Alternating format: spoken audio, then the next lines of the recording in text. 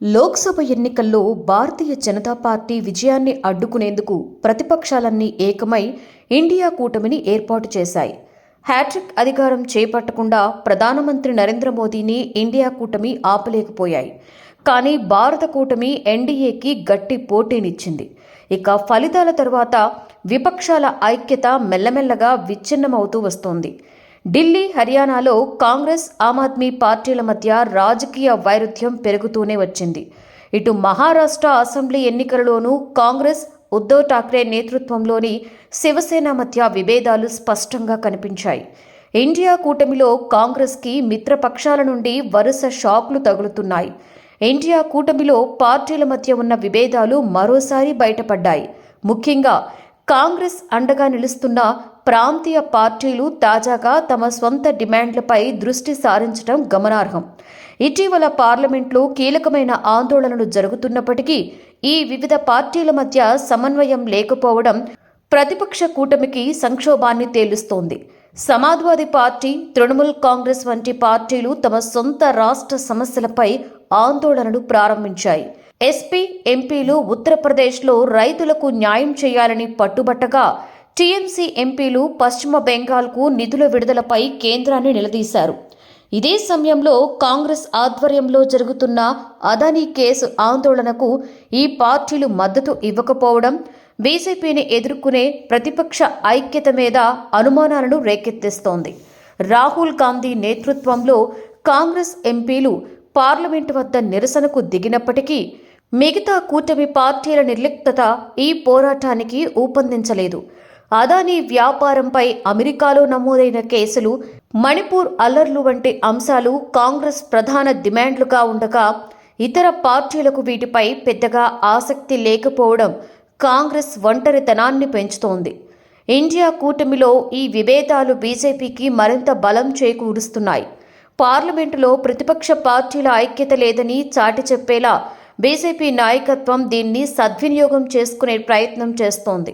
గతంలో వ్యవసాయ చట్టాలపై ఉద్యమం, మణిపూర్ అంశం, ఇప్పుడు అదానీ వ్యవహారం విషయాల్లోనూ చివరికి కాంగ్రెస్ ఏకాకి కావడం బీజేపీ రాజకీయ ప్రాబల్యాన్ని పెంచడం స్పష్టమవుతోంది.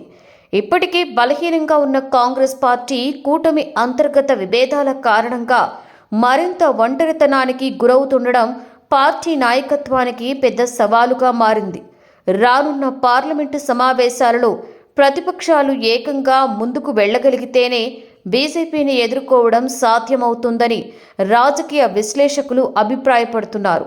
ఇండియా కూటమిలో ఎవరికి వారే యమునా తీరేలాగా పరిస్థితి తయారైంది. కాంగ్రెస్ తీరుపై అసంతృప్తితో ఉన్న మిత్రపక్షాల సంఖ్య పెరుగుతోంది. ఢిల్లీలో ఒంటరిగా పోటీ చేస్తామని ఆప్ ఇప్పటికే ప్రకటించింది.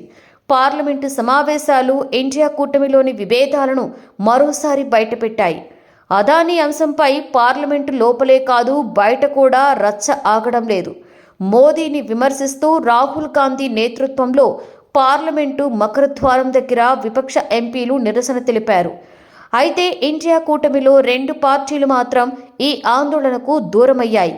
ఇండియా కూటమి ఆందోళనకు తృణమూల్, సమాజ్వాదీ పార్టీలు దూరంగా ఉన్నాయి. ఉత్తరప్రదేశ్ సంబల్ మత ఘర్షణపై చర్చకు సమాజ్వాదీ పట్టుపట్టింది. సంబల్ కంటే అదానీ వ్యవహారం పెద్దది కాదన్నారు ఎస్పీ నేతలు. బంగ్లాదేశ్ హింస, నిరుద్యోగం, అధిక ధరలు, మణిపూర్ అల్లర్లు, బెంగాల్ సమస్యలపై చర్చకు తృణమూల్ కాంగ్రెస్ డిమాండ్ చేసింది. అంతేకాకుండా ఇండియా కూటమి పగ్గాలు మమతా బెనర్జీకి అప్పగిస్తే బాగుంటుందని అంటున్నారు టీఎంసీ నేతలు. ప్రధాని మోదీని ఢీకొట్టే శక్తి కాంగ్రెస్ నేతలకు లేదన్నారు టీఎంసీ ఎంపీ కీర్తి ఆజాద్. బెంగాల్లో బీజేపీని దిదీ సిక్సర్ కొట్టాలని, 6 అసెంబ్లీ ఉప ఎన్నికల్లో గెలిచి సత్తా చాటాలని అన్నారు.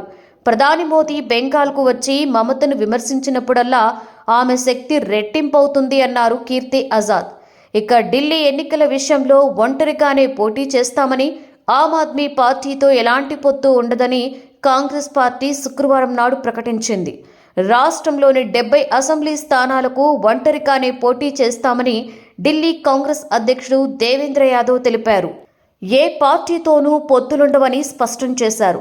ఎన్నికల అనంతరమే ముఖ్యమంత్రి ఎవరు అనే దానిపై కాంగ్రెస్ లెజిస్లేటివ్ పార్టీ నిర్ణయం తీసుకుంటుందని వెల్లడించారు. అదానీ వ్యవహారంలో మరో మిత్రపక్షం ఎన్సీపీ నుండి కూడా కాంగ్రెస్కు మద్దతు లభించడం లేదు. దీంతో ఇండియా కూటమిలో పెద్ద భాగస్వామి పార్టీలు అదానీ వ్యవహారంలో కాంగ్రెస్కి దూరమవుతున్నాయి. అయితే ఇండియా కూటమి పగ్గాలు దీదీకి అప్పగించడం పెద్ద జోక్ అని వ్యాఖ్యానించారు కాంగ్రెస్ ఎంపీ మాణిక్యం ఠాకూర్. అదానీ వ్యవహారంపై పార్లమెంటు లోపల బయట తమ ఆందోళన కొనసాగుతుందని ఆయన స్పష్టం చేశారు. ప్రభాత సూర్యుడు జాతీయ తెలుగు దినపత్రిక. ప్రతి అక్షరం నిజం వైపు. నిజం దాగదు, వార్త ఆగదు.